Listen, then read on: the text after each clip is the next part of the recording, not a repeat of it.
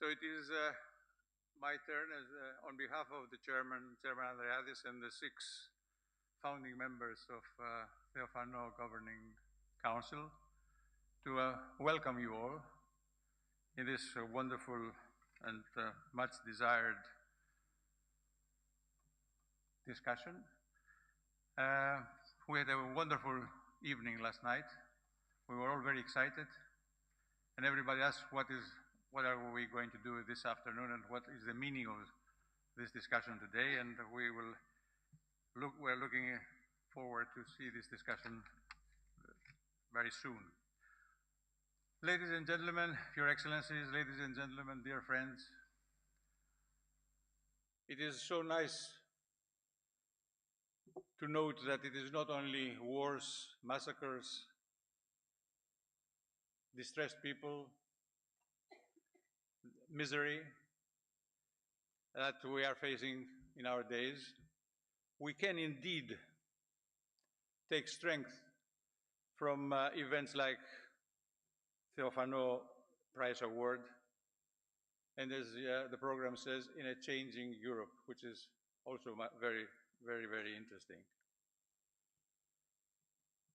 The nature and the spirit of this particular Special Olympics Thessaloniki Annual Prize Award allows a person like myself to share with you some personal facts which many of us share, if not all of us in this room, and I will explain why. I am the first generation in Thessaloniki of a Greek origin business family that we know that was in the other side of the Aegean, in Asia Minor, in a city called Redestos, or Tekirdağ today, that they were there for several centuries doing their business, and suddenly they had to leave from there as refugees and come over to Greece due to well-known developments between the two countries. Redestos is just a few miles away from Constantinopolis, which was eventually called Istanbul, which still has the same meaning in Greek to the city, Istanbul, Istimboli. I grew up and studied and was educated in a Greek-American missionary high school that came all the way from Merzifund in Turkey, together with its students, to Thessaloniki, and restarted its operation again. At the same time that my grandfather, Nikos, the same name like me, landed in Thessaloniki harbor as a refugee from Redestos. My best friend at school was a Greek Jewish and an Armenian, with families that have been in Thessaloniki for centuries, as well as my family in Redestos. My father, Ephemis, when I was a little grown up, he hurried to tell me that the first mayor of Thessaloniki, immediately after its liberation in 1912, just 110 years ago, was a prominent Ottoman Turk that was very much respected. The only reason that I recall these memories and I say it in front of you is because I'm inspired from yesterday's evening ceremony. And I would like to stress to our foreign guests that the reason that Thessaloniki has never stopped being a city of more than 100,000 inhabitants for a time of over 2,300 years was just that. Its cultural, its multicultural spirit, its being a multicultural metropolis, still embedded with the roofs of the Hellenistic civilization and its values. It is now 5 years that we have the Emperor Theophano Prize Award, and I believe there is only there are only very few organizations with such a deep humanitarian mission that has survived. We at the Governing Council are determined to continue developing the values of Theophano Prize Award. And awards like yesterday's give us a lot of strength and a lot of vision. And of course, we are very much grateful to our advisory council and the international personalities that are chaired by Herman von Rompuy, assisting us to make it happen. So we are now all ready to follow, enjoy, and hopefully participate in this discussion, this roundtable discussion by our excellent and prominent speakers on the subject of inclusive sports, driving human and social development for an ever-changing Europe, which has been the essence of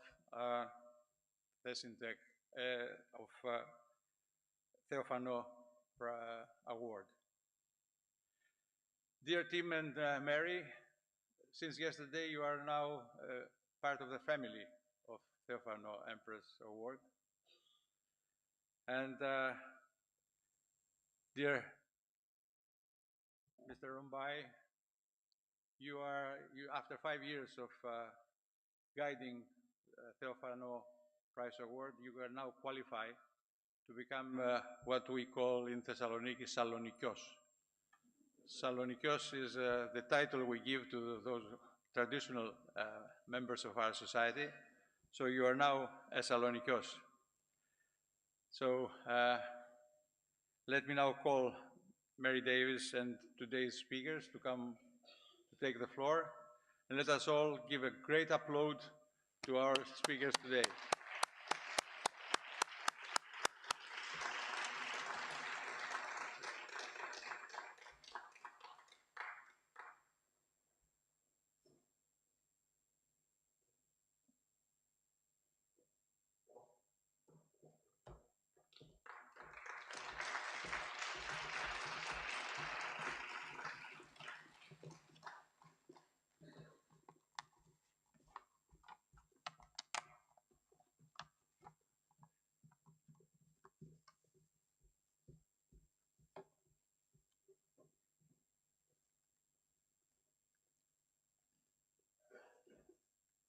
Well, as we get started, I want to thank you, Mr.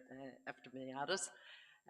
Thank you so much for such a warm welcome and welcome us into the family of Thessaloniki. We're very privileged to be here. Do we have a video to start with or no?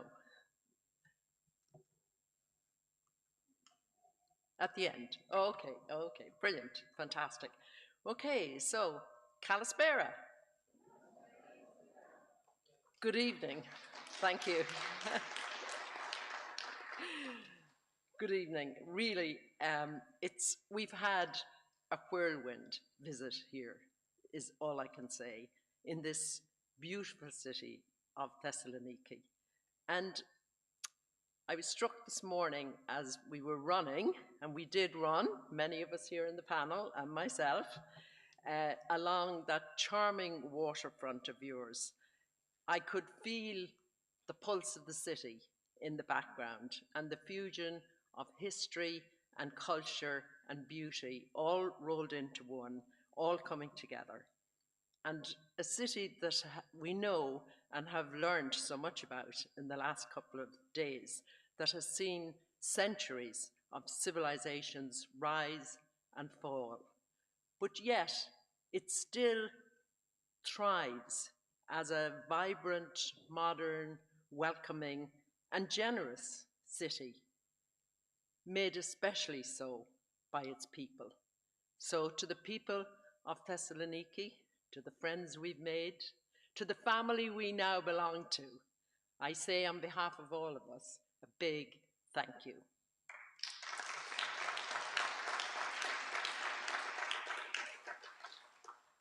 Today was special, but yesterday, as they would say in the US, was awesome.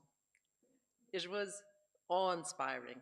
That visit that we had to the ancient tombs, and particularly King Philip II, and standing there in the midst of all that history and the tombs, you could really feel like you were transported back in time when Macedonia stood as a powerful kingdom.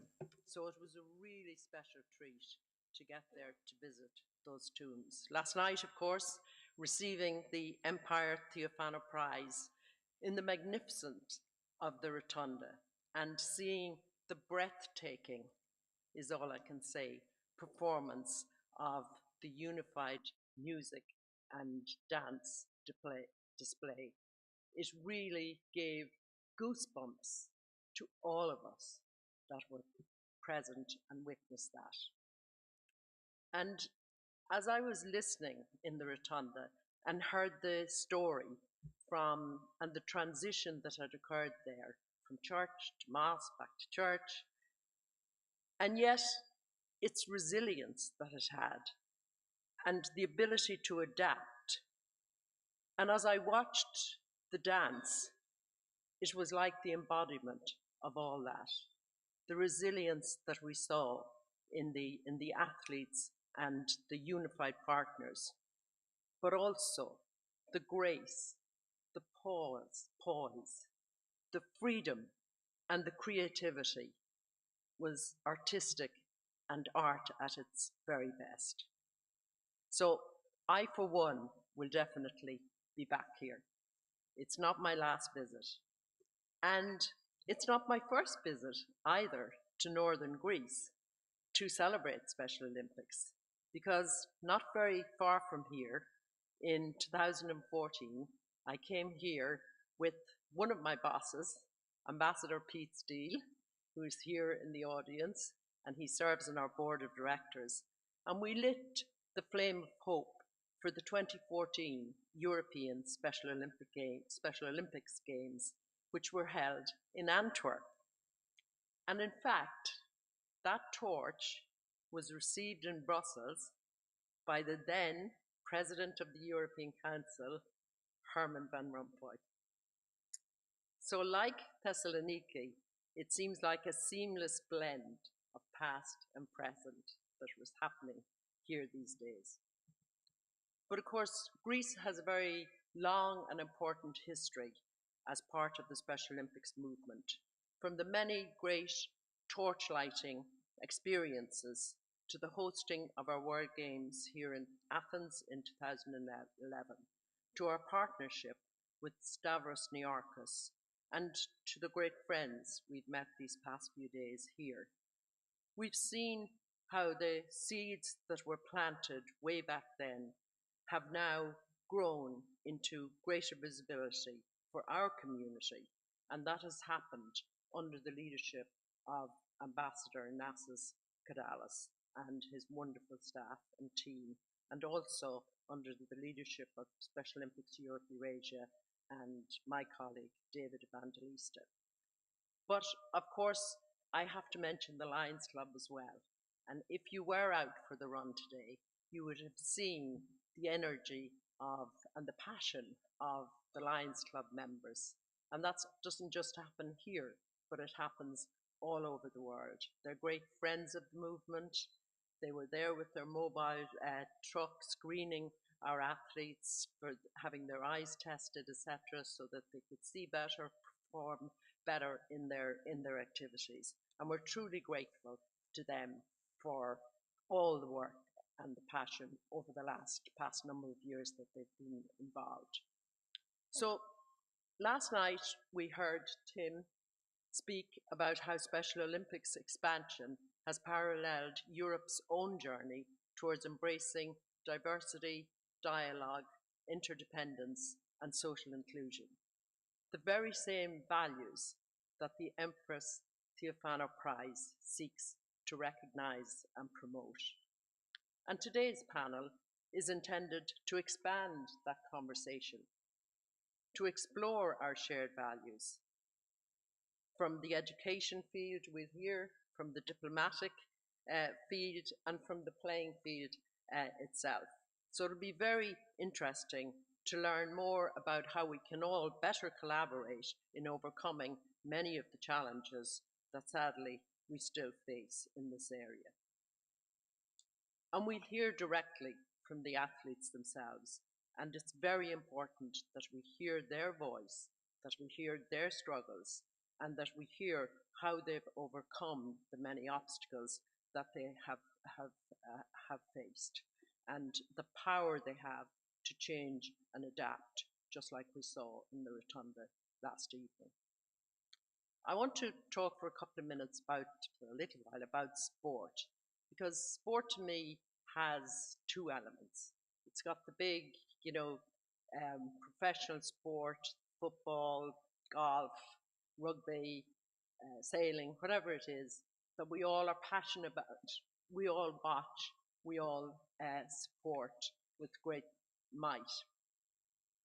But then we have the everyday sport, and I think the sad thing about this is sport is not really recognized as part of a child's academic experience. We see it in schools, it's often referred to as extracurricular activities.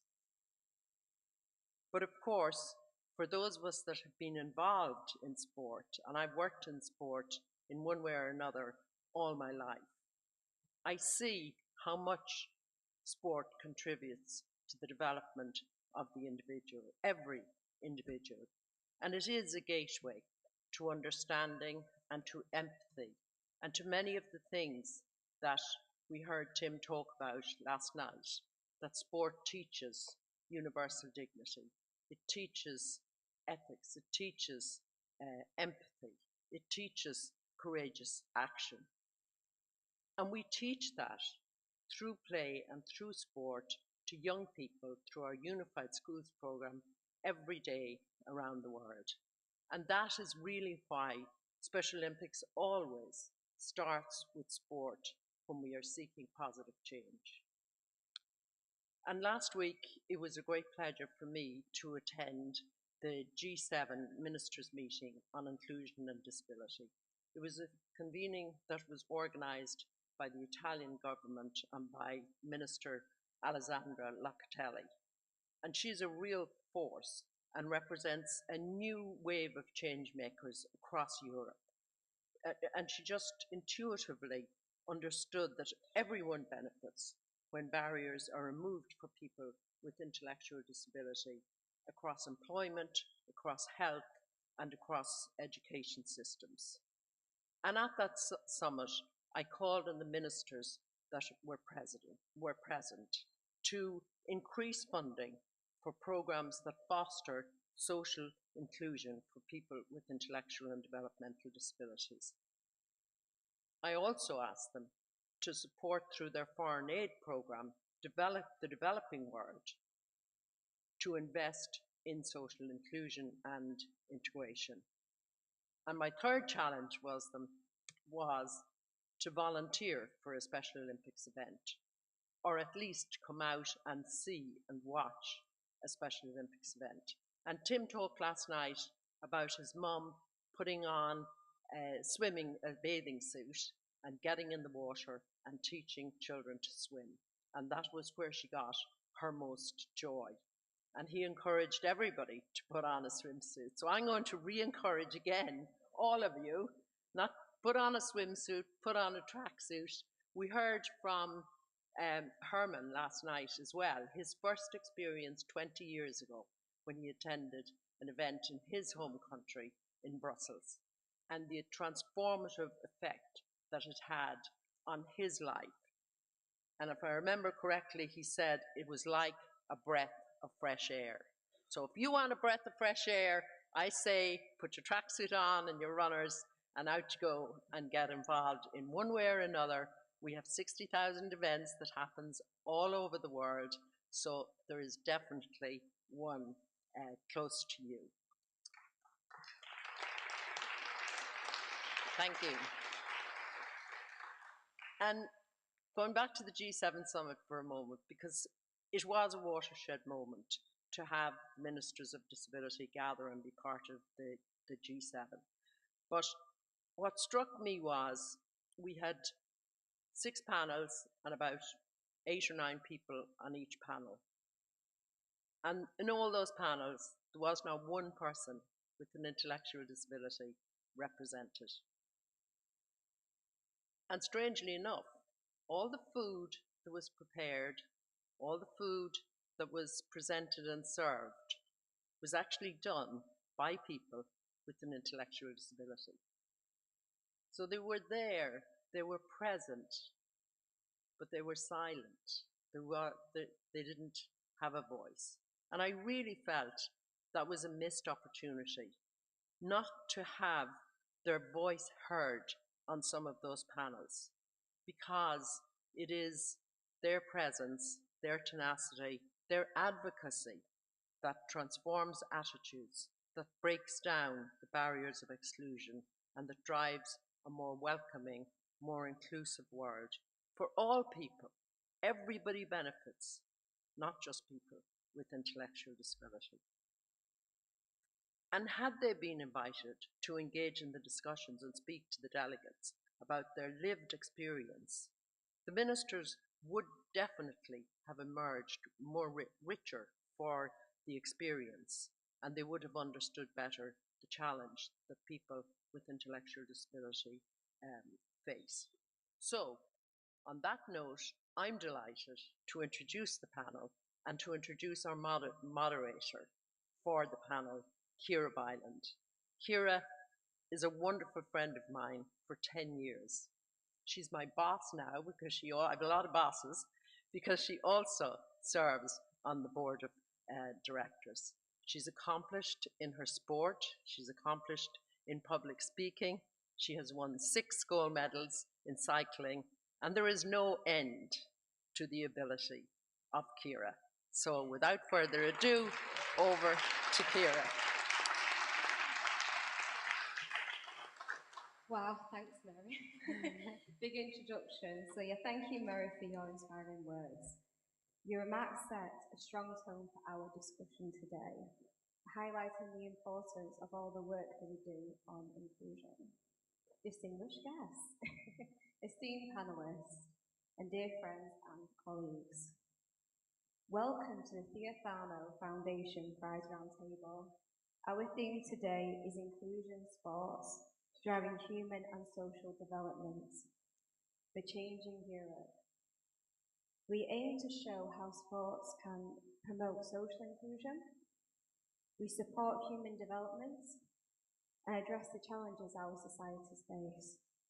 I'm Ciara Byland, an athlete and a board member. I sit on the Special Needs Board of Directors and also on my programme as well.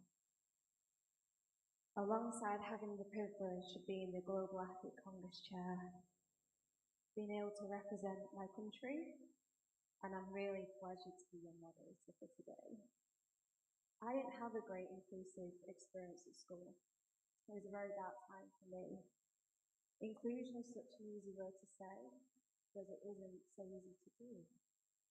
I'd like to really ask you to search inside yourselves and find out what true inclusion means to you. For me, it's everybody's responsibility. It's something that evolves. It's so natural as breathing. Breathing, you do it. You don't have to think about it. Just do it. I'm very excited to have join me in outstanding panelists and speakers. First of all, Dr. Timothy Shriver, Chairman of Special Olympics International. His vision and tireless efforts to continue transforming lives around the world. We have Dr. Jacqueline Rowley, Chief of Global Youth and Health Education at Special Olympics International. Her pioneering work, education innovation, youth leadership has made a long-lasting impact. We have Mr. Gilmore Board, a Sergeant Shriver Global Messenger. He's also the Special Olympics and Multi-Athlete Leadership Council. He is a global athlete leader. He inspires us through his journey and his advocacy work. We have Ambassador Dionysius Corbelis, President of Special Olympics Hellas. His commitment to fostering inclusion resonates deeply within the European community. Most recently at the National Special Olympics Games, road tracking in May 2024. Miss Clelia Pantazi, an Olympic medalist in rhythmic gymnastics at the Sydney 2000. She continues to exhibit excellence in sport and dedication to Special Olympics mission. Together, we gather here tonight. Let us reflect on Tim's words, who accepted the Emperor Theophano Prize on behalf of Specialty International last year. He reminds us that this recognition isn't just for an organisation, but it's also for a movement that has been changing lives and transforming communities for over 50 years. His mum's simple but yet profound idea, providing equal opportunities for individuals with intellectual and mental disabilities, has grown into a global movement and serves millions of people in 200 countries. As Tim said, disability rights are human rights. Everyone has the right to participate in society. Everyone has talents to celebrate. Tonight's roundtable discussion focuses on achievements and potential of people with IDD. It highlights the important roles of organisations like Special Olympics Hellas in shaping government policies, involving the private sector, and promoting social change. Thank you all for joining us tonight. Together, let's continue to champion inclusion, respect, dignity, and work together towards a future where everyone is valued and celebrated for their contributions. My first question is to Tim, regarding educating the heart and the mind. Last night you stated the true power of Special Olympics doesn't lie in the medals won or the records broken, but in the barriers to overcome and the mind open and touch the hearts. This brings me to mind a quote from Aristotle. Educating the heart without educating the mind without educating the heart is no education at all. How do you believe Special Olympics exemplifies these ideas, and what steps can be taken to further harness the power of sports and education to drive social change and inclusion for people with IDD? Let's give it up for Kira.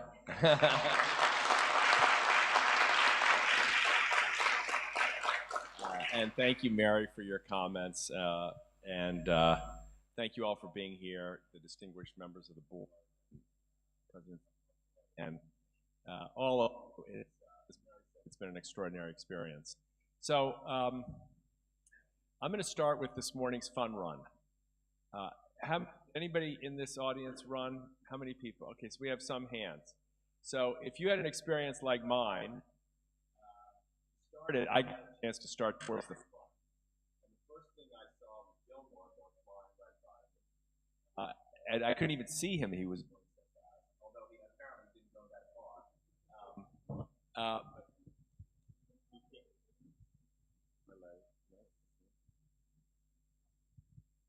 This one? Let me start. No, I'm not going to start over. So in the race, I was looking down at the race and thinking, okay, I can get to the end and keep up a pretty good pace. I was a little bit winded. I'm not a runner, but I got to the end and I realized that's only halfway. So I'm like, oh my God. I know it sounds pathetic, but here's what happened. I'm turning the corner. I'm like, I got to go all the way back. And I got about 100 yards around the corner, and Kira came up alongside me, and she was about to pass me. And then I think she was charitable, and she slowed down, and we ran together. And I thought to myself, okay, she's pacing me. And then we got about, I don't know, was it about 200 yards from the end? And the pace starts to pick up a little bit, like you've got your final sprint. And I could feel Kira pushing me, and I was trying to keep up, and then a little faster, and I kept up. And then I think to myself, I got to beat her. I want to cross the line before she does, and I'm inching forward, and then she inches forward, and then I think she won.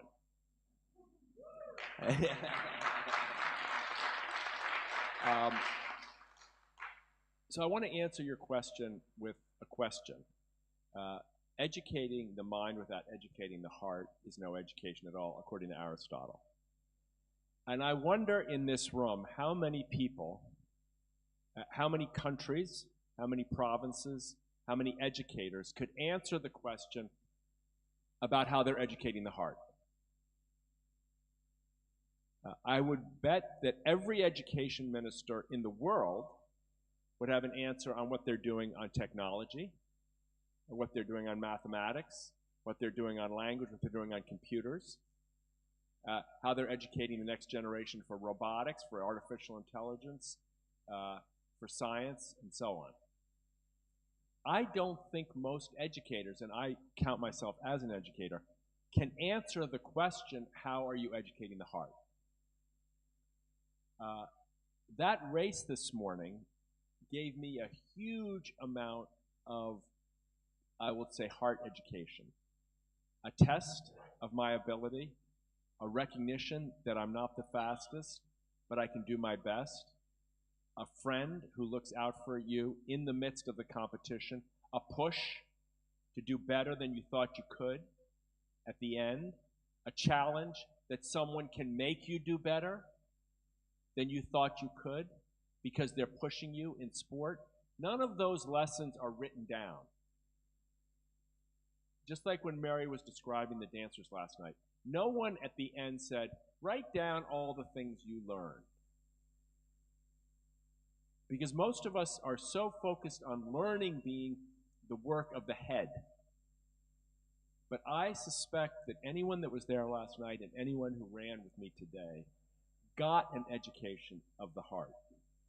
My view is that the Special Olympics experience for children with and without intellectual disability provides an opening to a deepened sense of empathy, which is an emotional skill.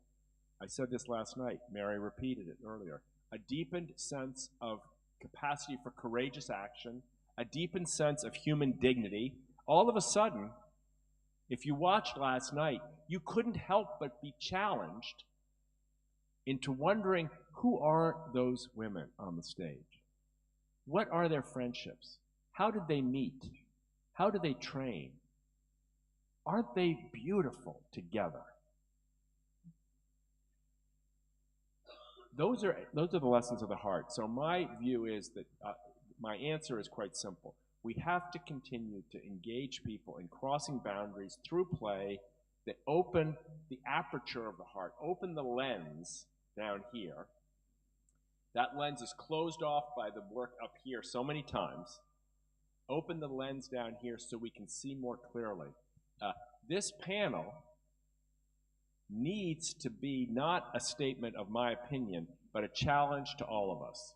If we don't do better, Jackie, Kira, Gilmore, all of us, if we don't do better, Nassus, if we don't do better at challenging schools to teach the lessons of the heart, we will fail the test of our generation. And so we are committed to being relentlessly demanding that children with intellectual and developmental disabilities get into school, and that we use sports to educate the hearts of all children in school to the dignity of all children. Wow.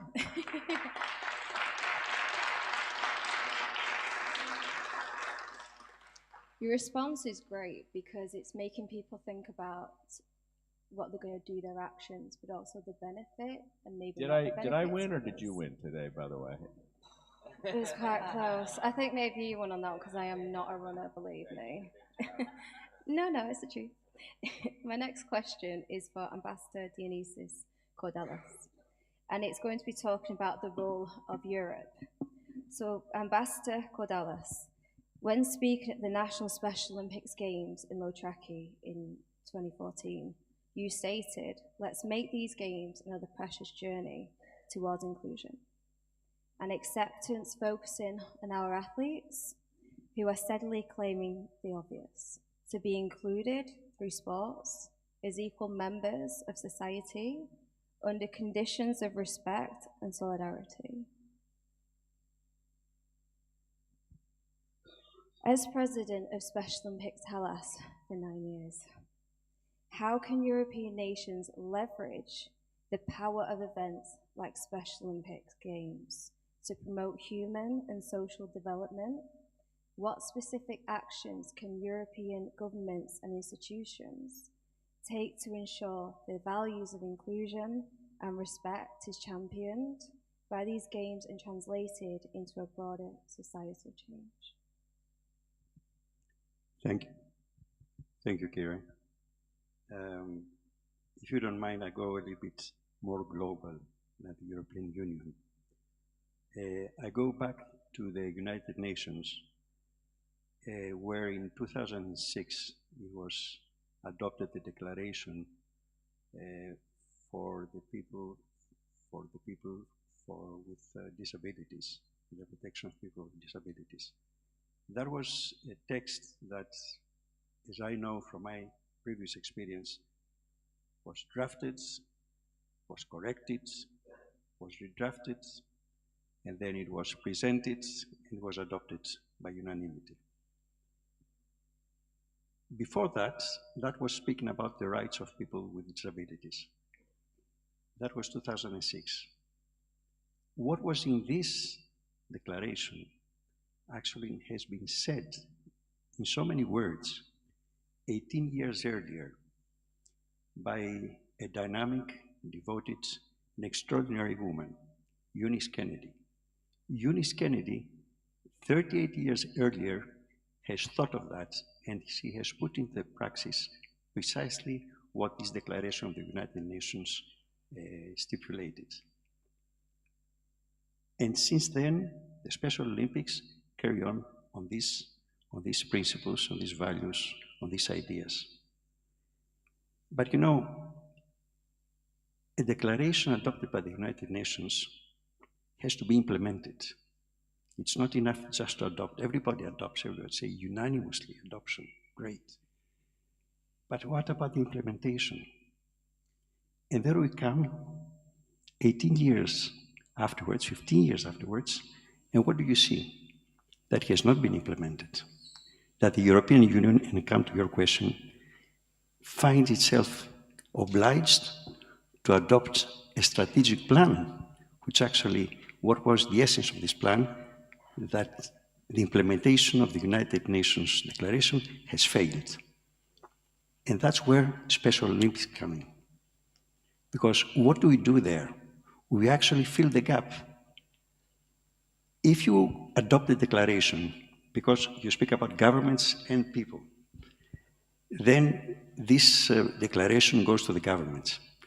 The governments traditionally, and unfortunately, have a bureaucratic approach to these things. They have the text, they have it there, and they somehow don't know what to do with it. And that's where the citizens, the society of the citizens come and tell them what to do. But in fact, it is the citizens, again, it was Eunice Kennedy who started this thing. It went to the governments and then went back to the people. And that's where we are. That's what we do. And this is what we want to do, is to work precisely because governments need to help us as well. And that's what we do. We promote synergies. This is the word key. Synergy with the states. This will take us much further. And this is what we do. So this is my answer. What we do is to work, we do our job, and then we help the states, instead of being the opposite, to do their job as well. And that's how we go forward, and that's how more and more people come to our ranks. That's how more and more athletes are joining us. That's how we take young people out of their homes and bring them into the light, and they give them the pleasure of the athleticism, the pleasure of being with other people, the pleasure of inclusion. Yeah.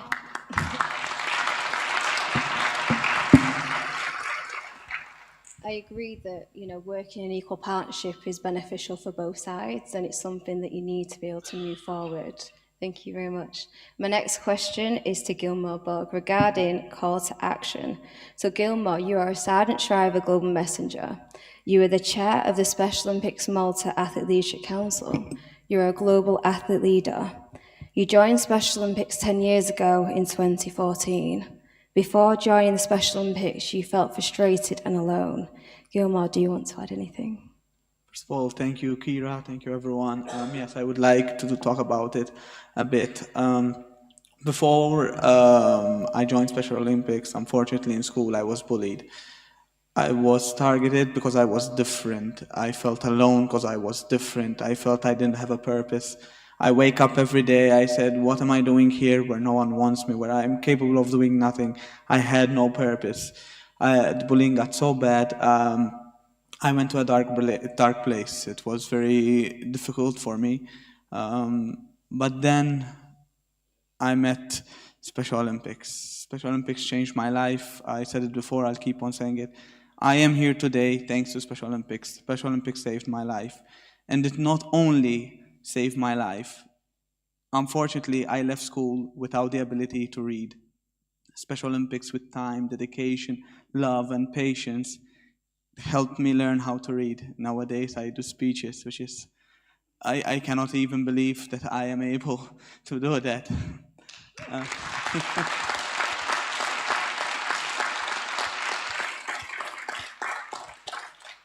But it didn't stop there. We always aim high.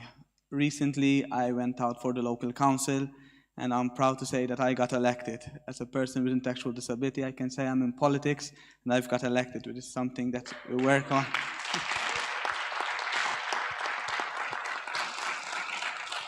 And the happiest moment of my life happened when I had the honor nowadays to say I am currently working with Special Olympics, so a dream come true. So in life, things could be difficult, things are difficult, but you need to find someone who will help you, someone that you'll be there to help.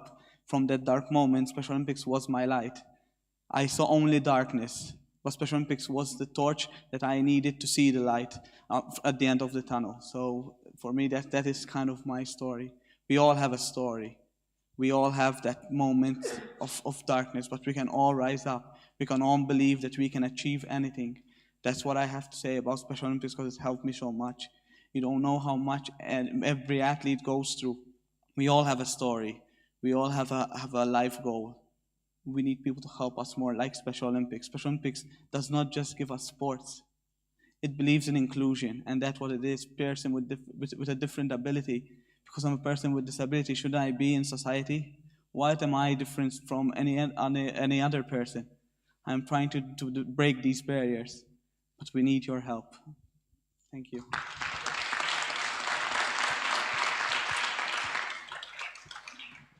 So Tim has issued a challenge to see difference not as something that divides us, but instead makes our shared identity rich and vibrant. What can individuals and organizations do to support this vision and help increase the inclusive behaviors that Special Olympics embodies? Dr. Driver's vision is to embrace differences and enrich our identity. This involves both individuals and organizations. To me, this means learning about different friends, different abilities, different cultures, and increase my experiences. The importance of listening to other stories, like mine, like number of athletes have gone through what I've gone through, like bullying and not being accepted. We can break these barriers. Through Special Olympics, I have made new friends and gotten stronger. They helped me fight my taboo and taught me that I am a worthy citizen. Coaches and volunteers form part of Special Olympics. They have helped us to make differences and allows us to see the way forward. What Special Olympics is doing with us athletes is building us into free-spirited citizens and showing us the way to a positive life. Helping Special Olympics is helping us. I am using the word helping us. That's what I needed when I was passing through dark moments. And what I received from Special Olympics, I received help. So my message to you, Don't be afraid of using the word help. Sometimes you need to use it in communities, in schools, within our society. Everyone needs to feel valued. Everyone needs to be given a chance. Just like Special Olympics has allowed us to see the positive values and brought out the ability to shine in all of us. Special Olympics promotes inclusivity and supports diversity. It highlights our message, our voice, and this leads to new ideas and strengthens in all cultures. Thank you.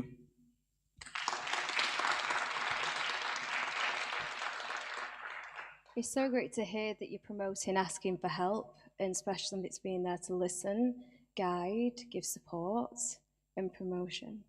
My next question is for Clea Pantazi. Hopefully I pronounced that right. And it's going to be talking about a catalyst for change. So Miss Pantazi, as a bronze medalist in rhythmic gymnastics at the Sydney 2000 Olympics and a dedicated judge for Special Olympics, you witnessed firsthand the transformative power of inclusive sport. Your experience spanned both traditional competitive sports, inclusive, adaptive sports for athletes with IDD. How can your personal journey and achievements serve as a catalyst for promoting broader acceptance and inclusion with the sport community and beyond?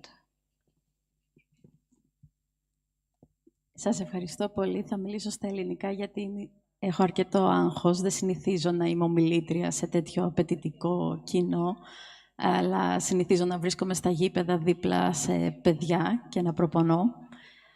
Η απάντησή μου με μία λέξη είναι συμπερίληψη. Και τι εννοώ, θα σας μιλήσω μέσα από το προσωπικό μου ταξίδι στην οικογένεια των Special Olympics. Η πρώτη μου επαφή με τα Special Olympics is indicative. It was in 2010 when I had the first contact with Special Olympics, when I was a volunteer in the games in Athens. I was fascinated by what I saw and experienced. Women athletes wearing their suits with glitter on their faces, making up, being ready to do their best on the floor.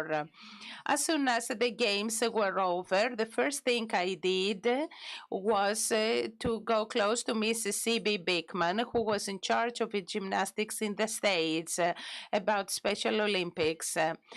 I told her how enthusiastic I was and how impressed I was by her work.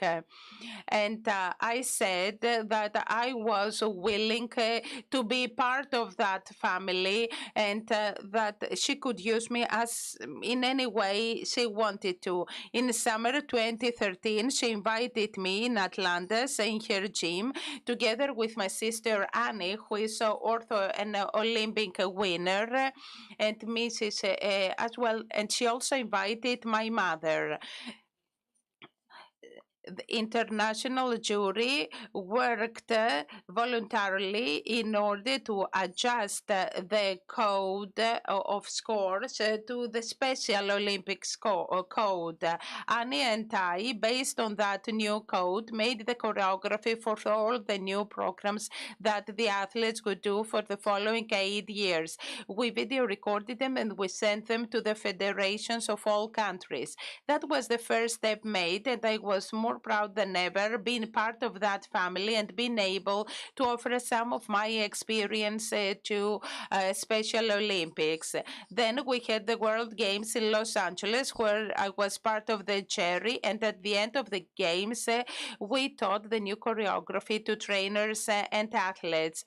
Following that, my sister and I worked in Athens in Kalithea gym.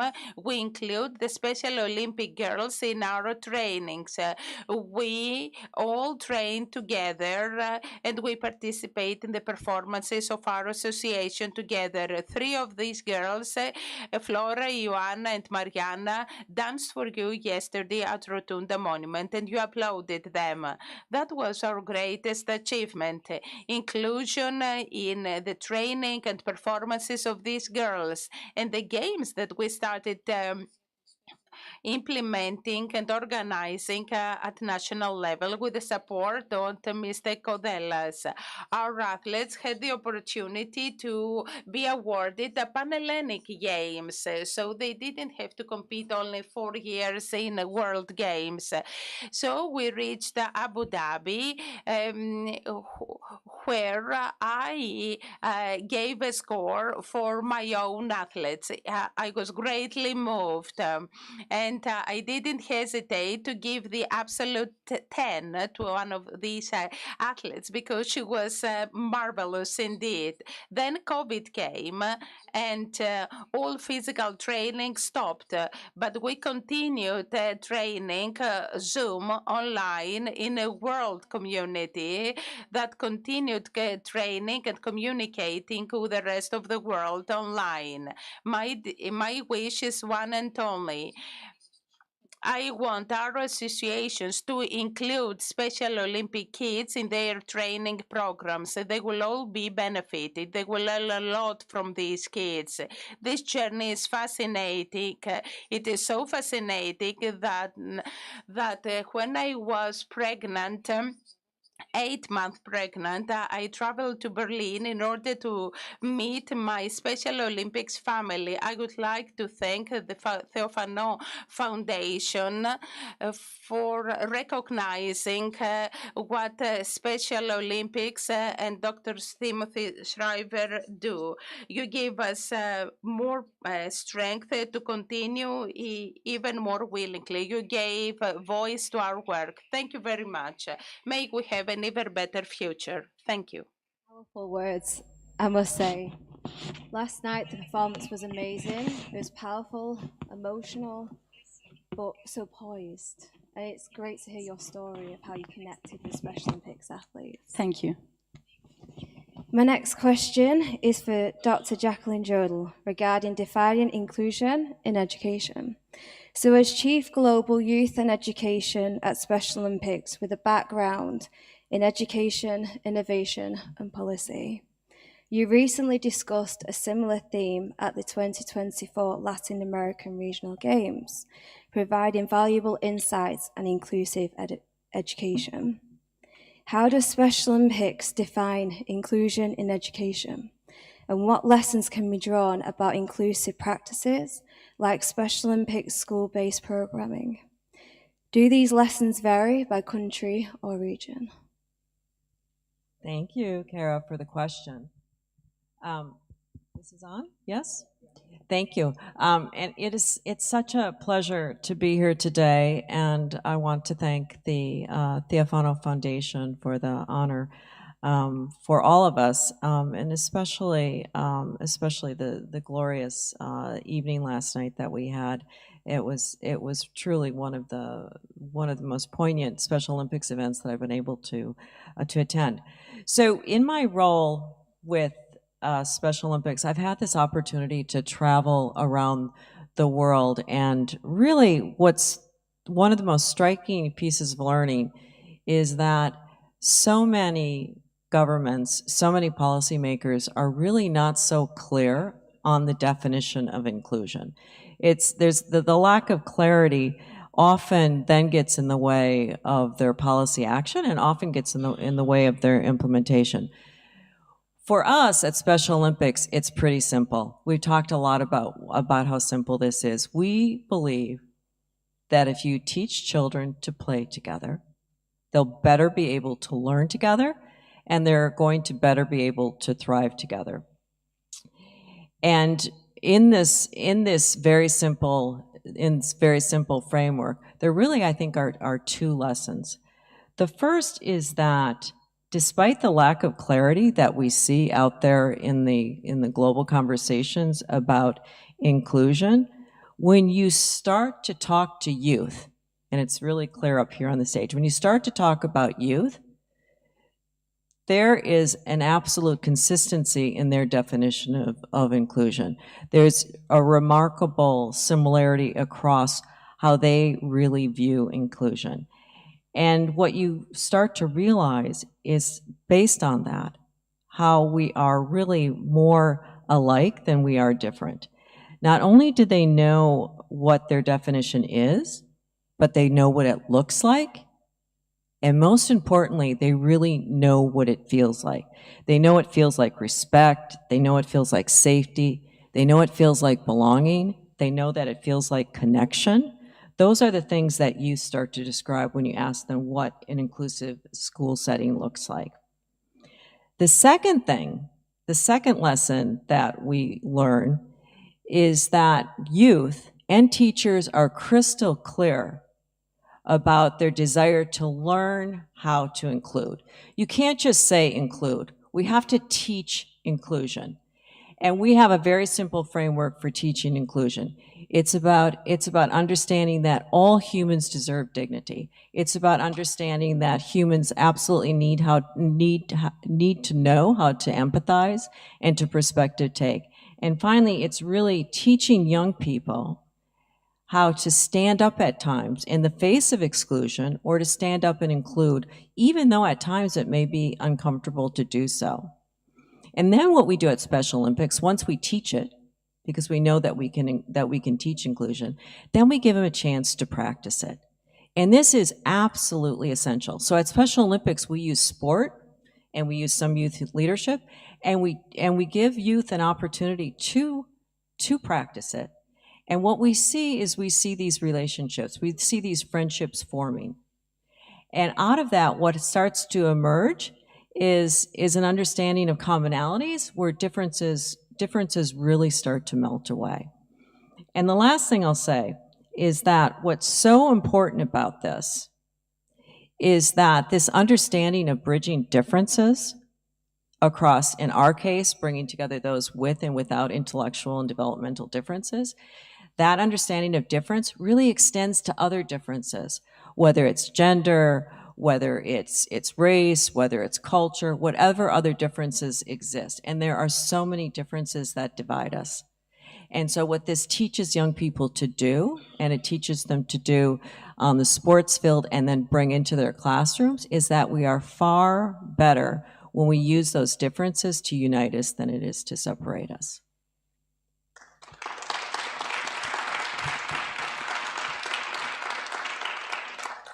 The key message that I picked up on is that unified approach, having people with and without intellectual developmental disabilities working together.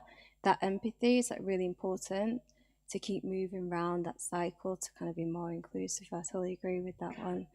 I have a question for Ambassador Kodalas. When government supports young people and educators, it can make inclusion truly sustainable. What are some of the opportunities governments can provide to ensure sustained inclusion in schools and the community? Thank you, Kira. We talk again about governments, right? We are there because actually we don't do, our task has many faces.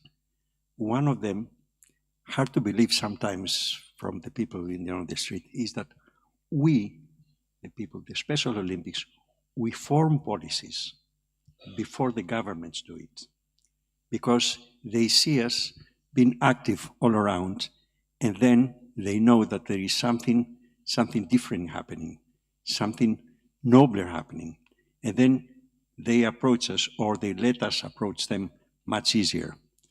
So what do? I spoke earlier about synergies. This is what we do. I'll tell you a specific example that happened here in Greece. What is the way to approach the young generation? The quickest and the safest way is through the education. So what we did is we have already signed an agreement, a 3-year agreement that was renewed now with the Ministry of Education. This agreement gives us free access to all levels of education, where we go to schools and then we teach them, both teachers and pupils, what we are, what we do, what is our philosophy. And then already we have Special Olympics in the making there. And then the next step is what? The safest and quickest and most entertaining way to integrate people, with disabilities is the Play Unified that Timothy just mentioned earlier. So Play Unified is the quickest way. It is amazing how people without disabilities come to our invitation and they play with our athletes. And this is wonderful because in this young generation, and leaving the agreement apart, this morning, they were not just all these young people just running. No. I saw amongst them a lot of young leaders. I saw them that these are in the making, the Special Olympics young leaders in the making, because these young people, they go back this afternoon and they will be talking to their parents, and then tomorrow to their friends, and to their relatives and everything. And then this is something very solid. These people will never forget. These people are already, I consider them already Special Olympics. And this is something that it's so precious and so easy to do, but you have to do it. And this will also encourage the government, because the governments, what do they want? They want to please the people, right? So when they see there is a tendency for something, they're interested and say, what is this? What happens there? And then they approach, and then the synergy, but the synergy coming from us, from the Special Olympics. And this is what encourages the governments. And this is how we cooperate with the governments. And that's how I say about this agreement that we have. But it's not just, sports. It's far more than that. I mean, we have the family forum. We speak to the families. In big events, like we have the national games, and in many parts of Greece, we have the families coming, and then we talk to them about health, about food, about many, many things. And even we answer to questions that many of them, sensitive questions, that they do not dare to ask. They don't know how to ask.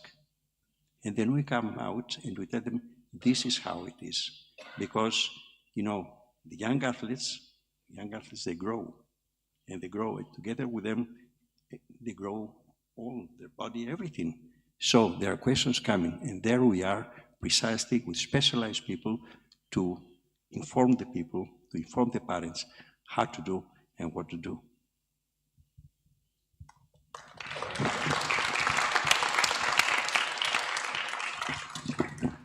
So it sounds like we have three parts you need to work on. You've got the young athletes who are becoming leaders, educating the government's open mind and hearts, and then families and connections. Thank you very much. I have a question for Gilmore. What strategies or initiatives do you think can be implemented to ensure the contributions of individuals with IDD are recognised and valued, reinforcing the core European values of diversity, respect and unity?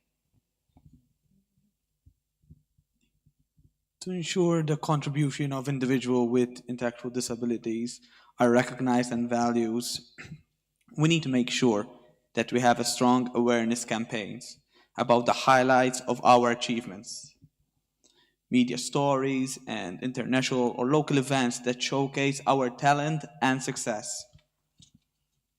I also think we should promote more unified inclusive sports, meeting with peers in schools and clubs. We need to make sure that people with intellectual disabilities find employments and hold jobs. I envision a future where every athlete with intellectual disability is given the opportunity to find a job that not only showcases their unique ability, but also provides a sense of dignity and respect. It is essential that athletes are supported in finding meaningful employment that aligns with their skills, allowing them to contribute to society and feel valued for their contribution. We need to get all local councils to contribute, to engage, so that our voices are heard and the message is out there. We need to make sure that we are represented in groups to ensure that we have a platform to express our needs. We need to be recognized in various fields, as I said, not only in sports, but in other areas such as art and music. There are other things such as professional trainings for educators. Families are an important part in this strategy, as their insight can shape progress better. These are my insights.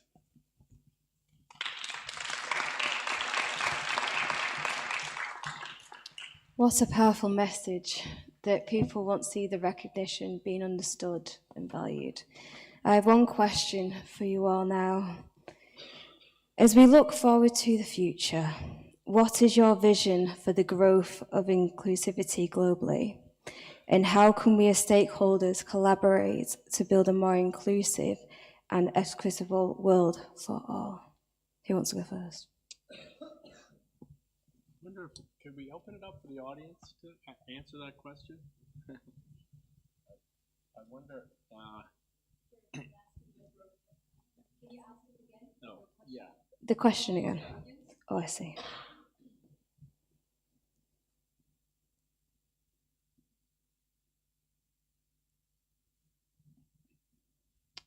As we look forward to the future, what is your vision for the growth as we look forward to the future, what is the vision for growth of inclusivity globally? How can we as stakeholders collaborate to build a more inclusive and equitable world for all?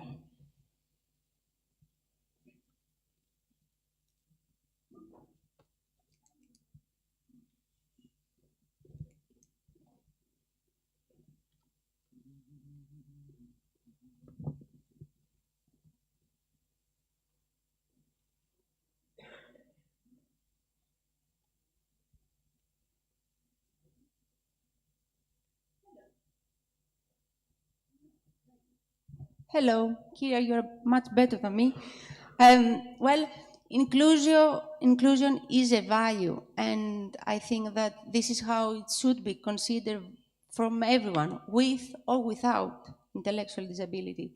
In Special Olympics Hellas, through the Play Unified, Learn Unified, it's an educational program, which I feel so lucky to be in charge of it.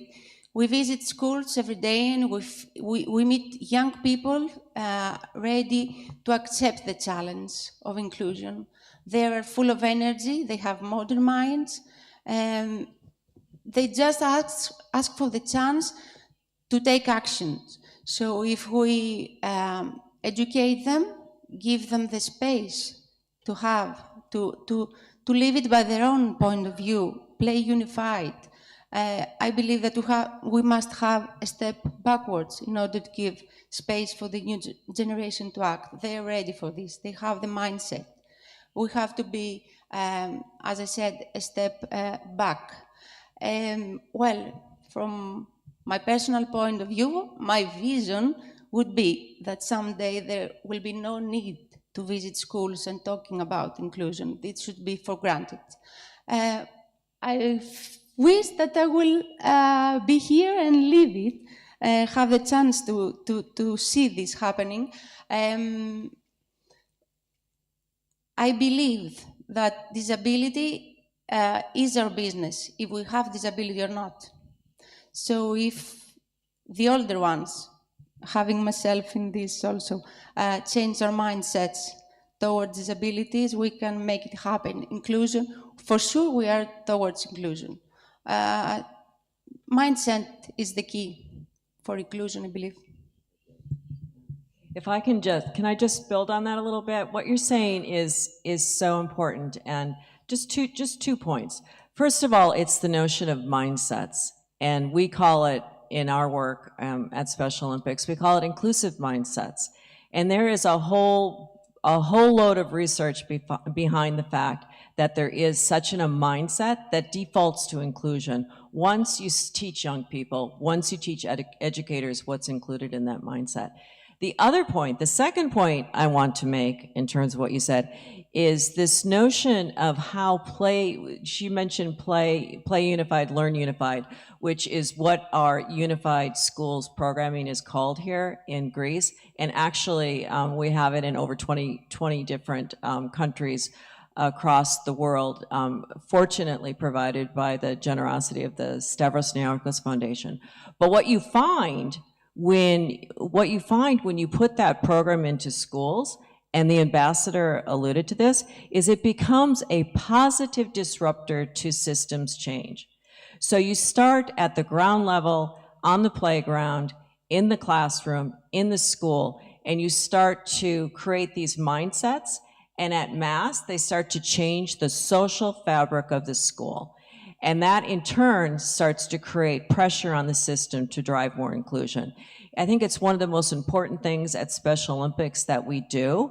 There's no underestimating the fact that what you saw this morning when we did the run and what you see all over the world in schools when we're doing unified schools is, yes, it is indeed in the grassroots, it's in the community, but we're pushing change in systems. And we need more change in systems. So my vision for inclusivity is that more governments absolutely start to walk the talk by funding these types of programs like unified schools, like other inclusive programs, to create learning environments that are far more inclusive.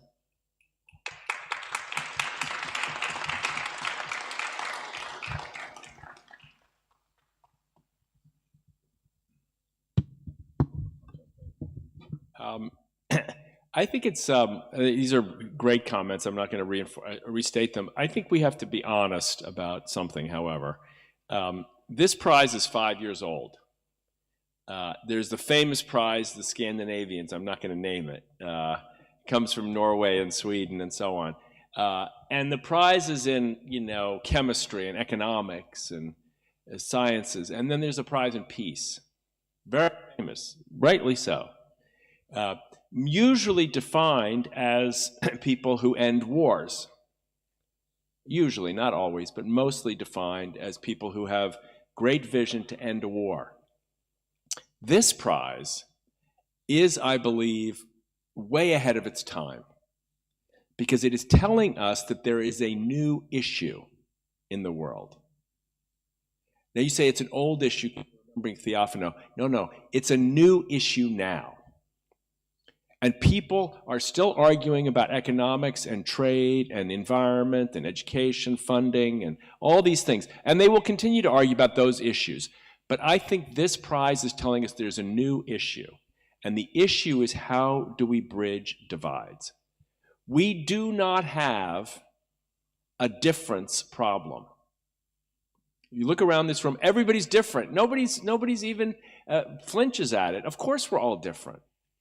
Of course there are conservatives and liberals. Of course there are socialists and capitalists. That's not new. We don't have a difference problem. We have a contempt problem. It's very different. And the reason I say this is because when you ask the question, Kira, what do we have to do? We have to be clear that St. Paul, very famous here, one of the things he says is, sometimes, he says, I'm not going to get it exactly right, the good that I want to do, I don't do. And the bad that I don't want to do, I do.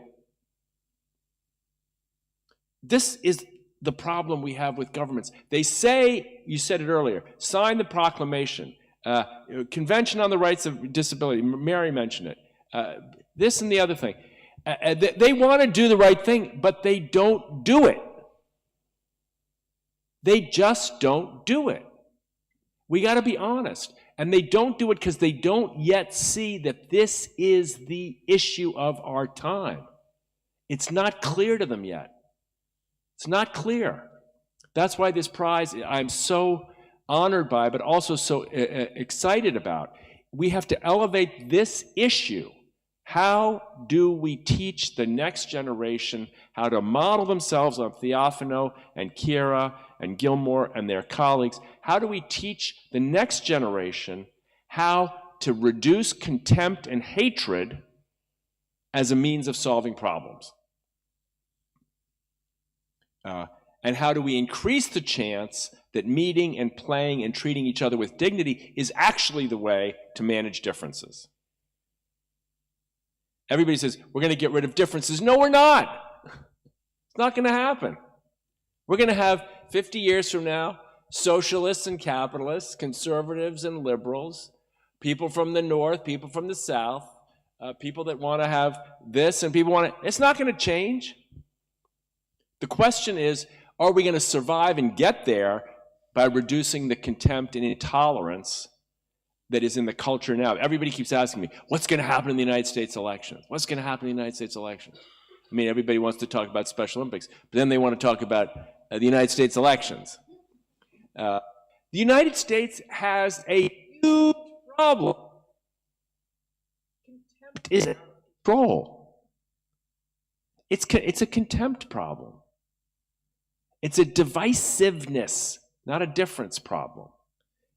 This panel is saying we've got to be fierce in saying to people, wake up, wake up. There's a new issue in the world. We're trying to announce that, and I think we have to, like Gilmore said, we need publicity, we need awareness, we need politicians who will go into public life and advocate. We need diplomats, we need coaches. I mean, this story, your story is so beautiful. I mean, you just saw the athletes, and all of a sudden your whole life, it was like the issue hit you, and you were like, oh my God, that's what I want to be on that team. And you travel, and it's and your students last night were stunning because you saw it. And I think this is our challenge. We still have this great challenge to face. We have to highlight Houston, you know, in the United States, Houston, we have a problem. Brussels, you know, Athens, Paris, London, Berlin. We got a problem. We got a problem. We're not managing difference in a healthy way. We got a solution. We can teach children and teach adults how to do it.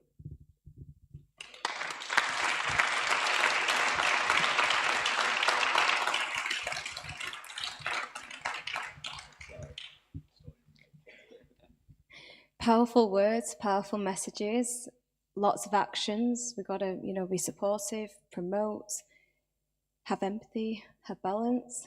Got a lot to do. Thank you all for your answers and your answers as well. I'd like to put it out to the audience. Do they have any questions for our panelists? There should be a mic going around.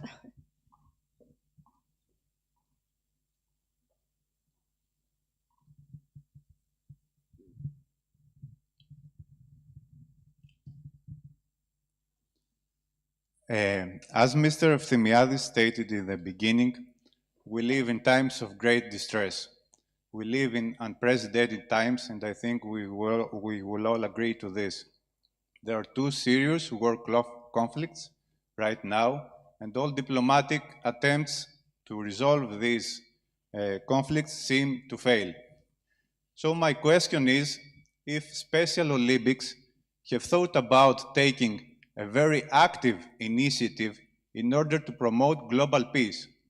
And I ask this question because all the humanitarian values that Special Olympics promote, like inclusion, diversity, equality, solidarity, collaboration, are very tightly connected with peace. And I know that you support the International Day of Sport for Development and Peace. And we have a very strong collaboration with United Nations, like Lions International do, that I'm a member of Lions International. Ambassador Kodelas talked about synergies. We have a strong collaboration as Lions International with Special Olympics. I think that maybe Special Olympics could be the most suitable global organization to be a leader in such an attempt. And I envision a day in the near future that there will be sport events in all countries, in all towns, that there are Special Olympics athletes, sports event with the sole purpose of promoting global peace. And I think about, and I say that maybe sports, inclusion, diversity, and all these great values that Sport Olympics promote, they may be the key to bring again global peace in our world. Thank you. Who would like to answer that question? Well, I can. First of all, it's a beautiful vision. if we had another half an hour, I would tell you the story of trying to create games in the Middle East, in particular, in the West Bank, in Gaza, with the Egyptians, Jordanians, and Israelis together. It's a long story, not such a great ending, but we tried. We tried very hard. This is quite some time ago. I won't bore you with all the details. But I will say, in our games, you know, you march in, and Iran and Iraq and Israel are all in sequence. It's alphabetical. And the athletes are, everybody's having a great time, whether the games are in Abu Dhabi or whether they're in London. And the Israeli delegation marched in. There were so much concern in Abu Dhabi when we had World Games, so much concern. What would the crowd reaction be? And the place went nuts. Huge cheers for the athletes from Israel when they marched in. This is in 2019. So you're right, there is a kernel of understanding. Sometimes political figures, it snaps. You know, I hate them, I hate them, I hate them, I hate those people are horrible. You know, I hate that country, I hate that race, I hate that religion. And then you see, all of a sudden it's like, whoa, wait a minute, they're just track runners and basketball players and young people and mothers and fathers and coaches, and you can shock people into some recognition that there's a deeper sense in which we're connected. We have a lot of work to do to amplify that piece of our message, and I think it is fruitful, and I appreciate the question. I hope we can continue to think about it together. Lions have been, I mean, maybe that's a new venture. David Evangelista can think about it. Maybe that's a new cooperative venture we do with Lions, who aim to serve, we aim to play. Maybe we play and serve together the cause of peace in some new collaboration in the future. It might be quite beautiful. Thank you, Tim, for that helpful and important message as well. Does anybody else have a question?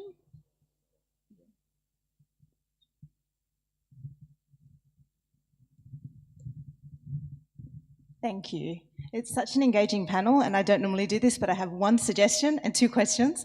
My name's Latika Burke. I'm a writer-at-large for the Australian publication The Nightly. Firstly, the suggestion to what you're talking about. When I started my career in media, one of the local organisations took me out in a wheelchair to discover what it was like to move around the town. And I know that's physical disability, but I have never, ever looked at pathways and footpaths the same ever since doing that experience. So don't underestimate how targeting, conveying what it's like to have an intellectual disability can mean for someone who has never experienced that or had that in their family. My question, I guess, is we've talked a lot about the negatives. What about the proactive and who is doing things well? So in Australia, we have a national disability insurance scheme. It's had a lot of trouble, but it is kind of widely recognised to be very good. And secondly, Mr. Shriver, you speak so passionately. Why aren't you running? Politics is in your DNA, surely. I'm running right here. I ran today. I mean, there are a lot of countries that are good. There are a lot of places, I think, Jackie, you want to answer? No, you answer the political question. Are you going to run? Yeah, I did run this morning. I have Okay, a sore all right, hamstring yeah. because of it. She has a plane to catch. There's a plane to catch. Last word. Last word. Then it was an honor to be here today with you. I will see you in 3 years to the next Special Olympic Games. Thank you all. Unfortunately, I have to catch a flight. So I'll answer. I'll answer the question about who's doing it well. I would love to sit up here and say, oh my gosh, there are so many great case studies on inclusive education. The reality is there just are not. What the global state of inclusion is that there's lots of chatter, lots of policy talk, but there's far less policy action. Now there are definitely some good examples. I can mention, for example, in Portugal, where they moved all of their segregated schools to resource centers, and they shifted those students into mainstream schools. I can talk about the UAE, where due to the games that we had in 2019, they were ready to go with a parallel system of segregated and mainstream schools, and they totally turned it upside down and decided to go with an inclusive education system. I can talk about here in Greece, and the ambassador did such a beautiful job, but the programming that we've done here really has put pressure on the education system to be more inclusive. But what I can tell you is that when you do look at good case studies, there are really 3 characteristics that you see across them. The first one that you see is there's an emphasis on teachers, right? The second one that you see, and Dr. Schreiber talked about this, is the head and the heart. You just don't define learning in terms of academics. And by academics, I'm talking about reading, writing, and math.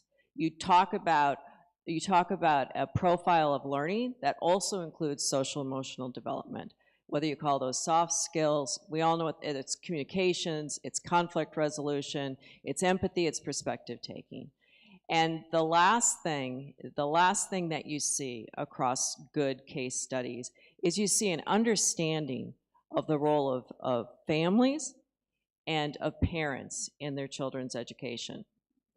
And what is so interesting about those 3 characteristics is what works for children with intellectual and developmental disabilities works for all kids.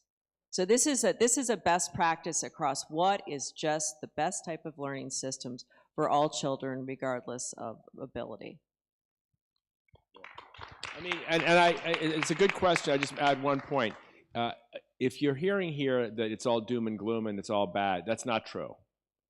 I am not that person. I don't like social cause organizations that come in telling you the world is a disaster. It's not true. The world is much better for our community than it was 20 years ago or 50 years ago, God forbid 100 years ago. I mean, life and death different. And the average lifespan in 1950 of a person with an intellectual disability was 7. Okay, 7. Today, now we're getting into the 50s and the 60s and the 70s. So the healthcare systems, deinstitutionalization, inclusive education, family support systems are miles and miles, legions ahead of where they have been in the past. And we should be very proud of that. We, not us as an organization, but the global community, political leaders, social leaders, educators, healthcare leaders should be very proud of that. Employers are now starting to get a little bit more. What you're hearing here is the frustration that we haven't gotten further. And if you hear it as frustration, blame my mother. Because she was always, I said earlier tonight, we had World Games in, I know I'm talking too much, in China.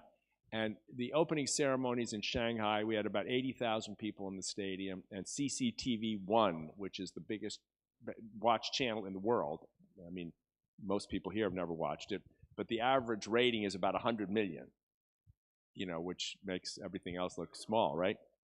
So I said to my mother, afterwards, she came and the President Hu Jintao was there, people cheering, bands. I mean, you couldn't believe the pageantry.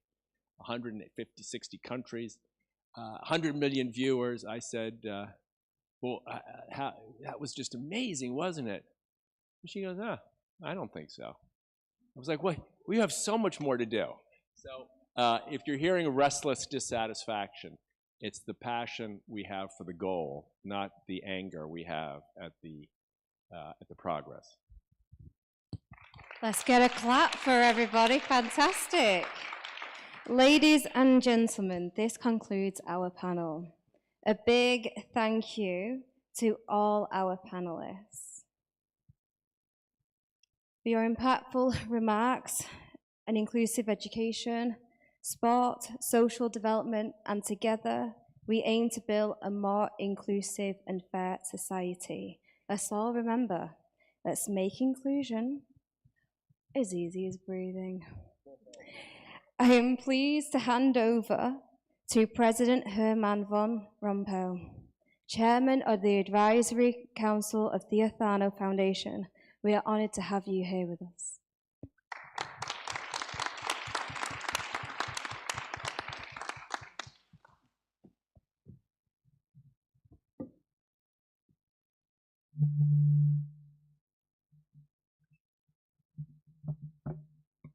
dear friends, one has asked me to draw the conclusions from this meeting. I said to Mary Davis yesterday evening, I will work hard this evening on the conclusions. And that's a habit of those people who have that kind of responsibility, not to listen and to tell their own story, independent of what is said during the conversation. I will not do so. I will try not to do so. I was struck by several words and several concepts, and I will explain myself. I will adding something to the conversation we already had. Living with differences is at the same time the most easy thing. We have even to live with ourselves. It's not always so easy. We have different layers in ourselves, and we have to find a peace inside ourselves. But it is the most natural thing, but at the same time, it is also the most challenging thing. And it is very easy to inject in a society hatred, hostility, and so on. And look at Sarajevo, such a city, a multicultural city. At the end, they were killing each other. Look at Rwanda. The two tribes were living, I will not say very peacefully together, but to some extent well. But if you inject hatred, then you can destroy a society. Thessaloniki was a multicultural society, and you described it well. A multicultural society, it was almost destroyed by the Nazis and by others. Of course, now it is re-established its old vocation, so to speak. So living with differences is the most challenging thing, and especially in our times, where we achieved already a lot. And Tim is right to emphasize that, because you always have also to give people hope. We realized a lot in our societies, also for people with intellectual disabilities. We can do more, of course, but we always have to show also that because we succeeded in the past, we will succeed in the future. As simple as that. Yes, we can. A slogan that is very familiar to our American friends. So that is not my message, but living with differences is now more different, of more challenging than a few years ago, because with the rising extremism, you can have a different opinion. That's not a problem. But when the day that you say you have a different opinion, thus you are my enemy, then you change the game. And not only you are my enemy, you have to be in jail, or you have to be killed, because you have an other opinion, or because you are different. And then, in any case, we have to fight against that kind of new intolerance in our societies. The second thought is about this word, education of the heart. My God, I love that word. Education of the heart. We live in a society that is at the same time very rational and at the same time very emotional. Very rational in technology. We have a digital revolution never seen in the history of the human race. We have a lot of rationality in our economies, but we have a head, or we have a mind, and also we have a heart. But the heart is also composed of two kinds of feelings. The negative emotions I just described. You called it contempt, I can call it hatred, lack of respect, whatever. Negative emotions and positive emotions. So we have to strengthen the positive emotions. That is the education of the heart. The heart should not be occupied only by those negative feelings.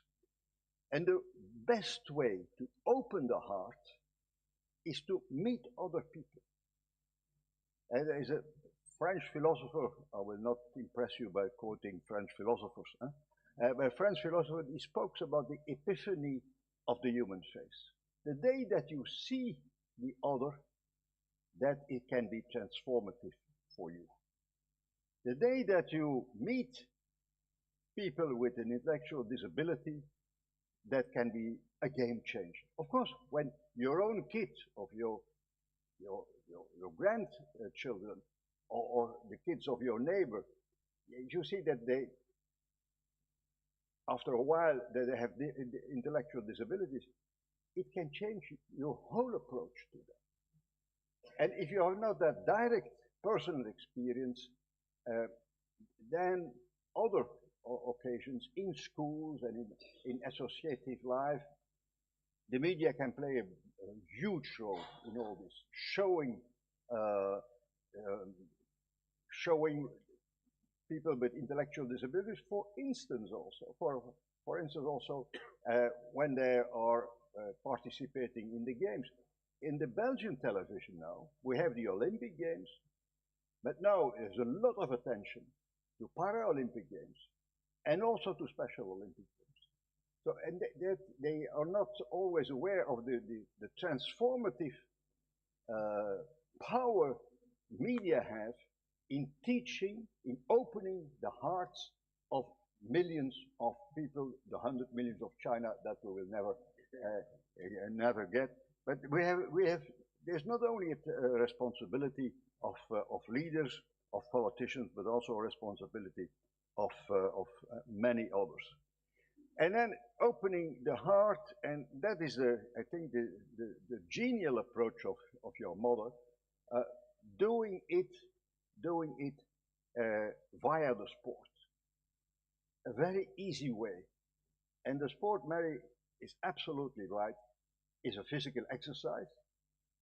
But at the same time, you do it never alone. You do it together. You do it together. And the sports gives you, also for those with intellectual disabilities, but not only for them, self-confidence. It gives you a sense of dignity. I can something. Even if you don't beat a world record, you improve your personal record. And that's already an achievement in itself. And it gives you, that struck me, it gives you a sense of purpose of life. Yes, I am somebody. Yes, I can do somebody. Yes, I can overcome difficulties. And so it's strengthened your self-confidence. It gives you a purpose, a sense in your living. And so this opening of the hearts, you can do it via the sport, and the sport is not only transformative for you, the person itself, it's also for all those who are around you. Education of the heart. You know, I saw an article today in Catimerini. I pronounce it correctly, I hope. In Catimerini, Tim, they didn't mention too much or brilliant speeches, unfortunately. But they showed the dancers. But that was magic yesterday evening. It was magic. They were either angels or priests in some way. And they did together. It was a kind of unified exercise. And I think what the paper showed was touching the heart. And the education by the heart, via, for instance, via the media. So this that struck me, and I wanted to say it again. And this morning, the run. That one is very moving. I wasn't running. I have a problem with my Achilles heel, but don't underestimate me when I'm recovered. Even at 77, that's 1 kilometer I could do. But that enthusiasm, those positive feelings, people with intellectual disabilities and others. Of course, the sun was helping us. The sea, the thalassa was helping us a lot. But then looking at it, I don't need a big speech. We're just looking, and you go home or you go to the hotel happier than you were before. As simple as that. Opening the heart of the leaders, of course, it is a continuous task to make them sensitive to new forms of inclusion, because we succeeded in a lot of inclusion in the last 50 or 60 years. We had the social security system that we didn't have before the war. There is another way of opening the heart of political leaders, is becoming a political leader yourself.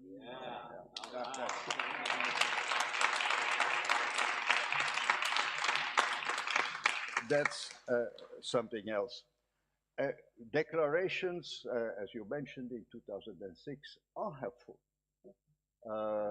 They are not, of course, all depends on the implementation, but it gives a reference to many leaders, and it are all stepping stones in creating another kind of mentality, another kind of society. So I will not speak too long, because that's also a temptation for those who have the habit of speaking. But at the end, I want to give you another message. You will receive this Theophano Prize.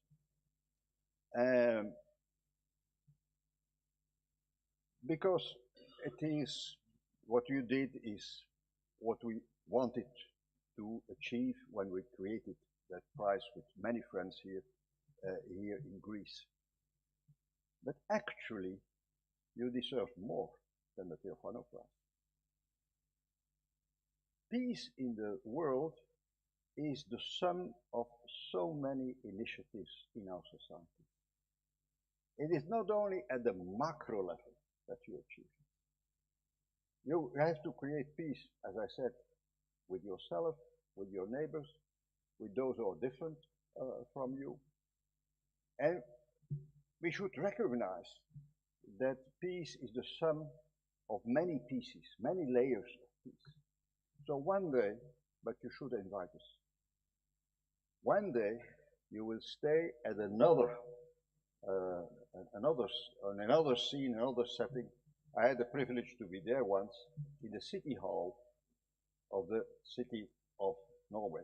I think that Special Olympics one day should be the Nobel Peace Prize.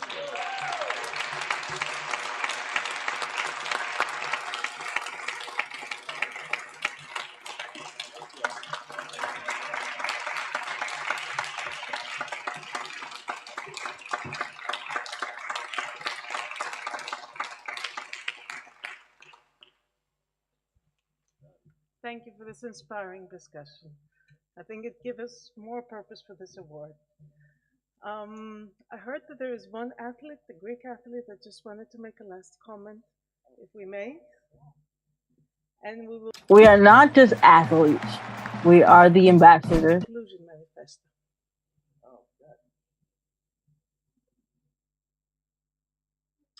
We are not just athletes. We are the ambassadors of an uprising, peaceful protesters, and a rebellion against anyone who has a fear of difference. A demand of equality, dignity, and recognition of our shared humanity. We will not stop or accept anything less. We are deserving. When we compete, we're fighting for a more inclusive world. We are champions on the field and for this cause. Today, our world is more divided than ever, and coming together has never been more urgent. The revolution is inclusion, and it's not optional. The only choice you need to make is how you will join it.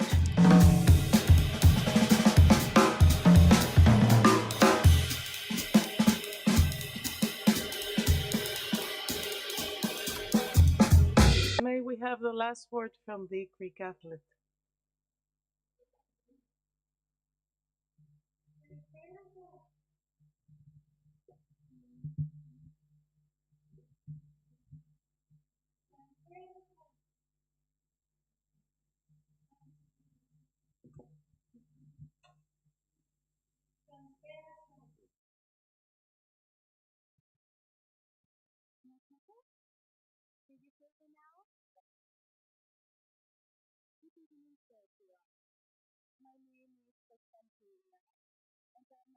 Και μαθήτρια του τρίτου Γελ Σταυρούπολης. In Stavroupoli here in Thessaloniki. The message that I would like to convey to you, Mr. Schreiber, is that through my sport, which is swimming, I am calm and relaxed, and my attempt counts. I make every possible effort so that I can participate once again in the next World Games, not only for the medals, but because I want to meet new people and to participate in this feast. The moving force, the driving force for me is my dreams.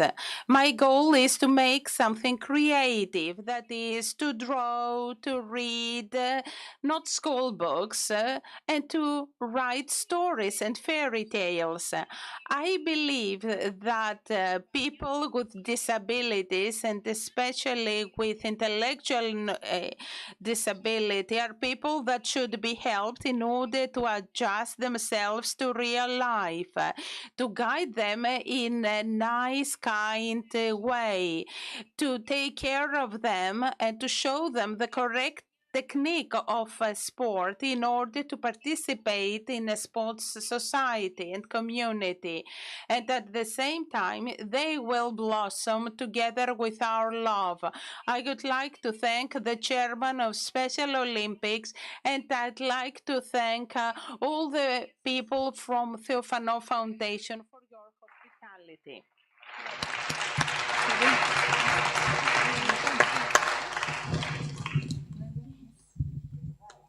Gotta stop. Thank you, everybody.